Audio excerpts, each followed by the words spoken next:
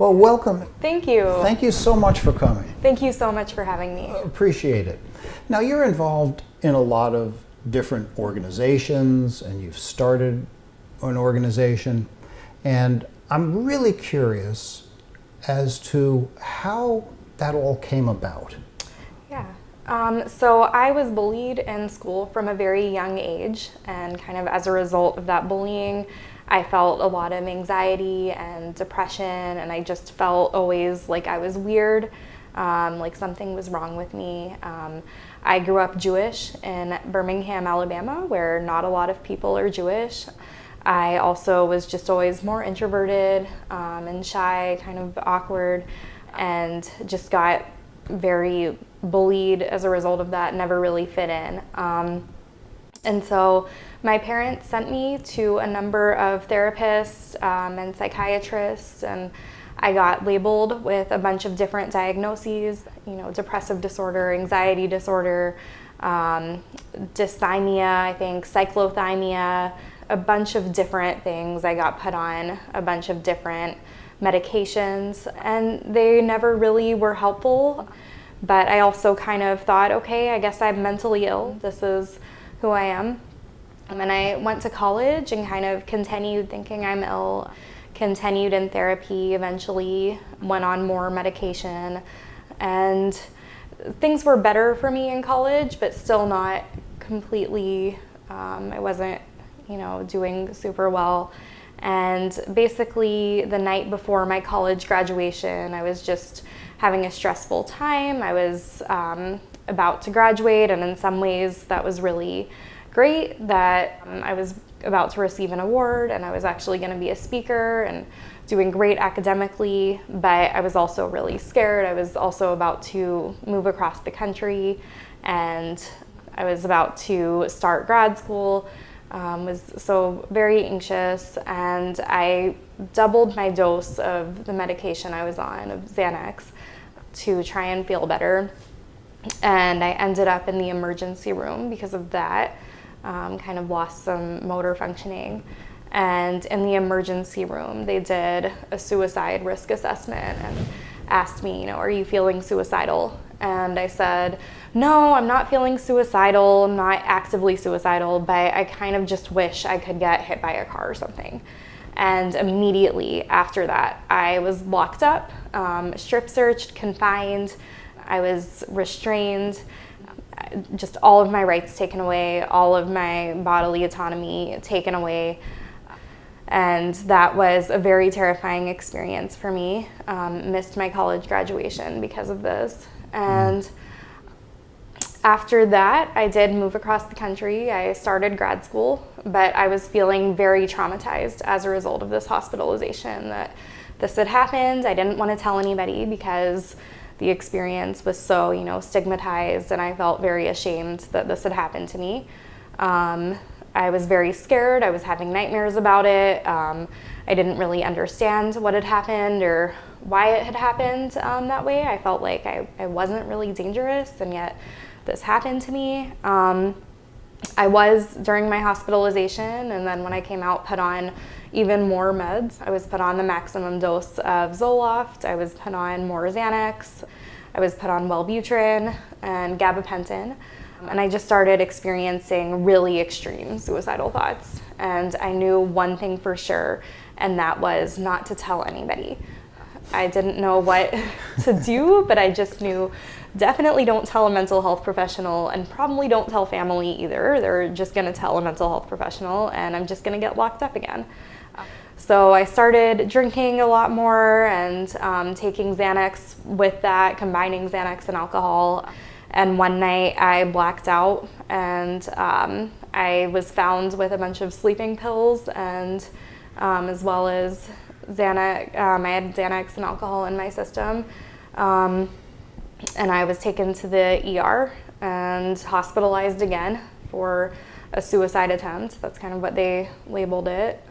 And after that, I was put into more coercive behavior therapy, dialectical behavior therapy. And I was suspended from grad school for the hospitalization, lost my scholarship. And so things were pretty bad. Eventually I started a job that I really liked. I started getting involved with the psychiatric survivors community, which is a community of people who have survived forced treatment or negative adverse effects of medications. And I started really finding a community that understood me and that supported me, and that's kind of what saved me. And I started to feel okay with myself again and have more of a self-esteem, not feel so ashamed or traumatized.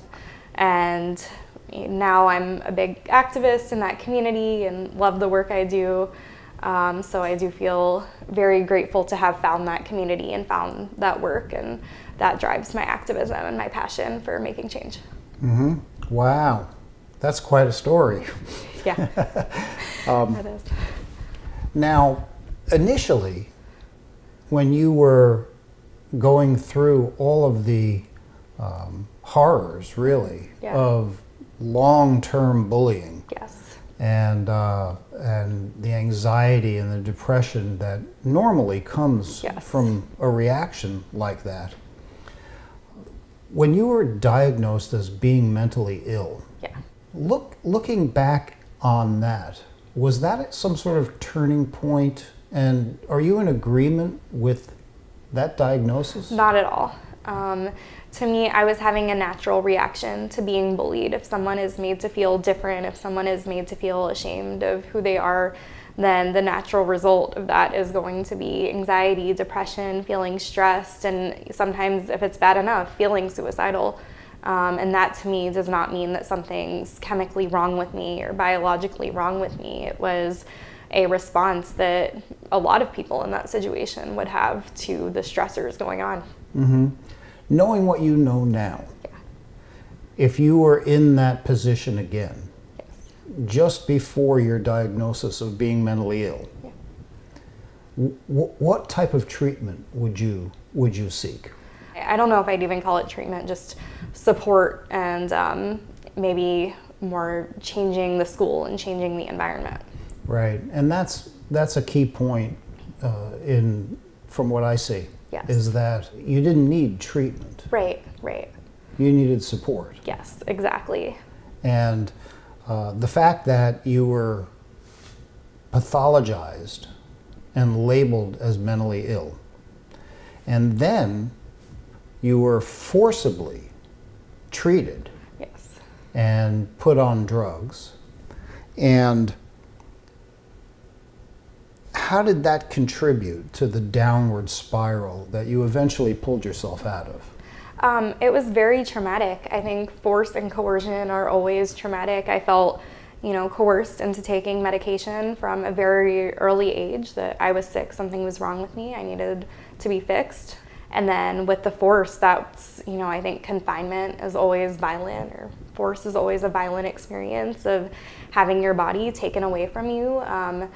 You no longer own your body when you are hospitalized, that you just have to do whatever they say to get out. It's very dehumanizing.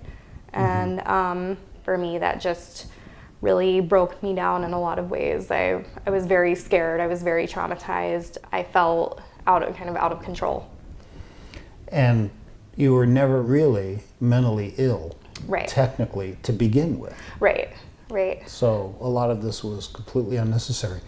Is this sort of force and coercion like this, were you an isolated incident? In other words, what you went through, was that rare? No, it's very common, unfortunately. And I actually feel like I'm one of the lucky ones, that I did lose my grad school opportunity and I lost my master's degrees and my scholarship, but I really escaped relatively unscathed compared to the survivors I know and their experiences, that people sometimes get locked up for months, for years. And I was put on the max dose of an antidepressant. I know people who have been put on antipsychotics, which are very scary. I know people who have been injected who have suffered really long-term effects of akathisia or tardive dyskinesia.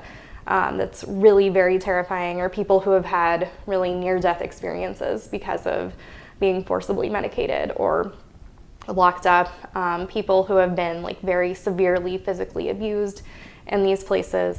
I know someone who was locked up for taking a flyer off a wall, kind of in a protest. I know people who have been locked up for just saying things kind of as jokes, not being suicidal at all, but just saying a joke, and it's overblown and misinterpreted. I think people are very quick to jump to the conclusion that this person is mentally ill and they can't make their own decisions and we need to lock them up or use force. Well, in your opinion, why is this even happening?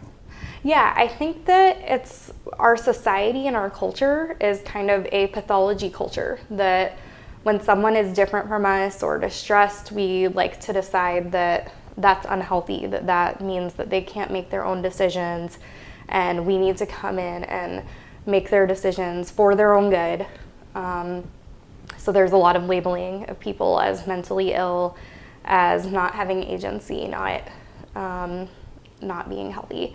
And there's kind of this widespread public awareness campaigns through the National Alliance of Mental Illness or other mainstream mental health organizations that you need to be able to identify the signs of mental illness and help the person get help. And it sounds like a very progressive campaign of, oh, we're helping people who are suffering, but really you're telling somebody you're broken, you need to be fixed, you can't make your own decisions, we need to get you help by depriving you of agency, of your own free will.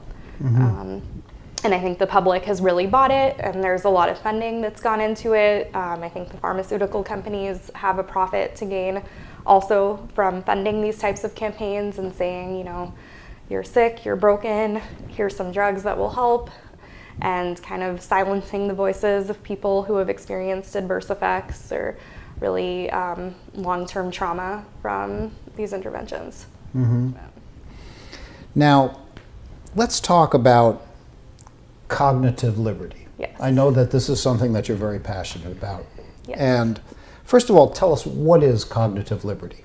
So cognitive liberty is the idea that people should have the right to think, believe, experience whatever they want to experience and believe and think and feel, as long as it's not harming another person. And that includes everything from drug-induced states to states that we would call psychotic, you know, hearing voices or having hallucinations, having altered states of consciousness, to experiencing extreme depression, experiencing suicidality. That everybody has the right to experience all of that without being locked up, without having their rights taken away. And the big push is dangerousness. Yes.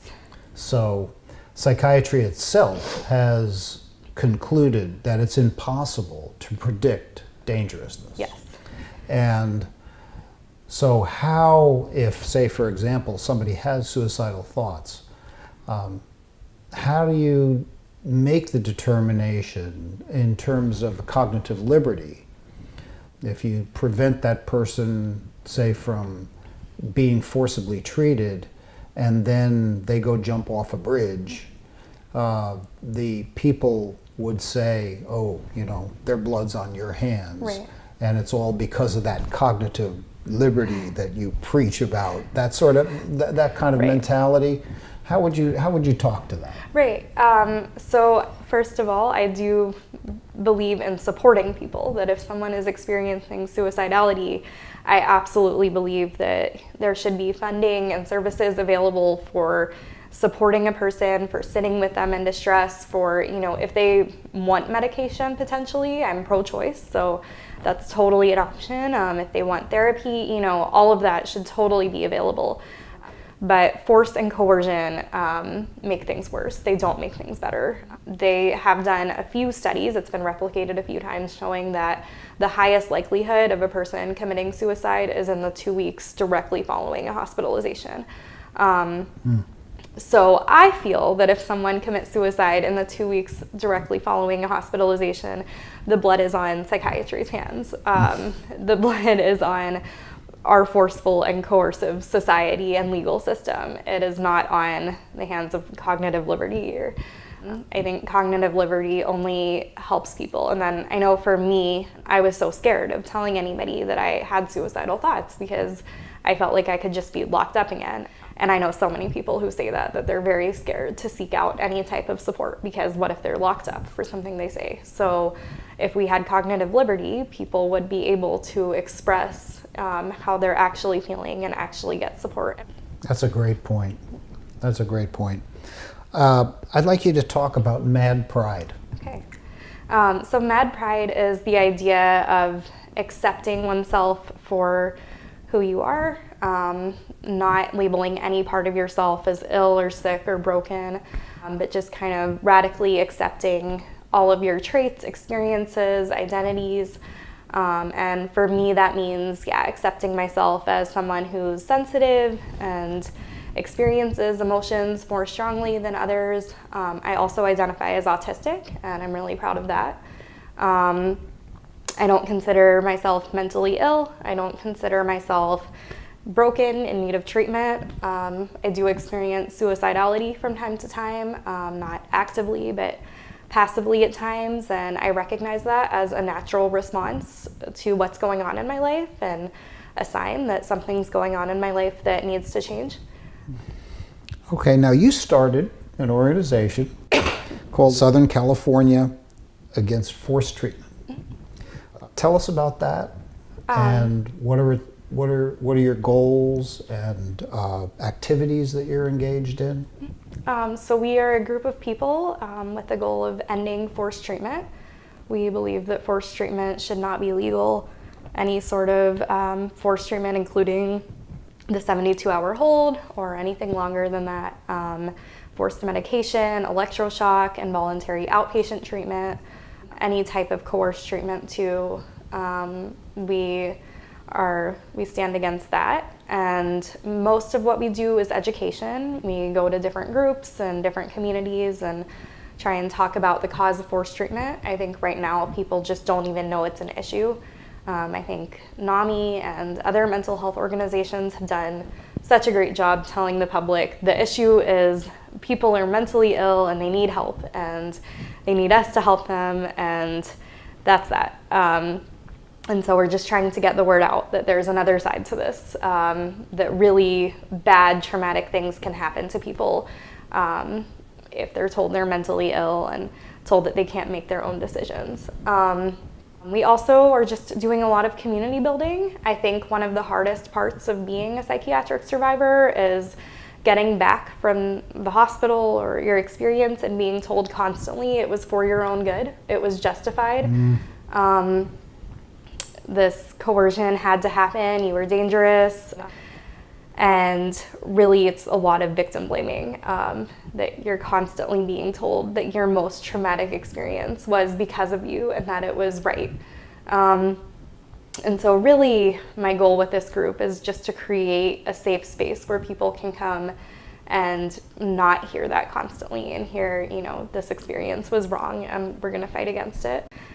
And also know that if they have suicidal thoughts or any type of, different experience, hearing voices, anything like that, that no one in the group is going to harm them in any way. We're not gonna, pressure them to be on medication or say, oh, I think you're mentally ill, or by any means call 911. So it's really just a safe place for people to gather and start kind of building a community of support, building a community that is there for each other without using any type of force or coercion. Here is a list of the resources we mentioned in the beginning of this video. As you can see, the list is divided into two segments.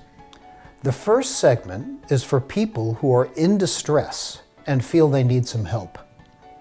The second is a list of informational resources. First, we'll go through the list for people who are in distress and want help. Mad in America's stated mission is to serve as a catalyst for rethinking psychiatric care in the United States and abroad. Their website has a provider directory. The providers are in many parts of the United States, and some conduct sessions over the phone and by Skype.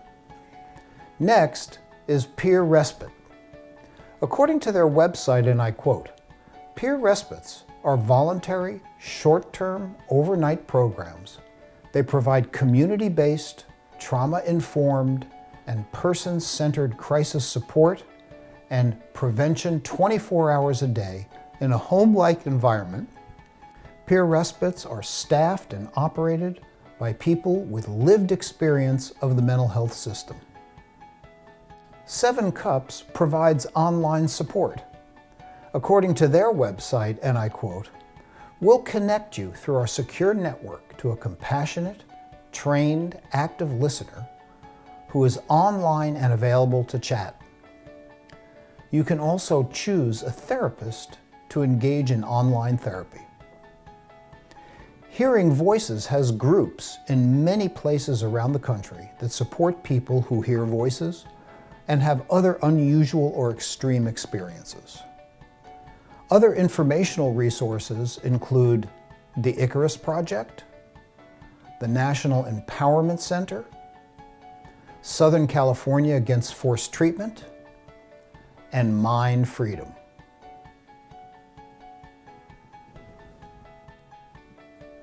Thanks for watching.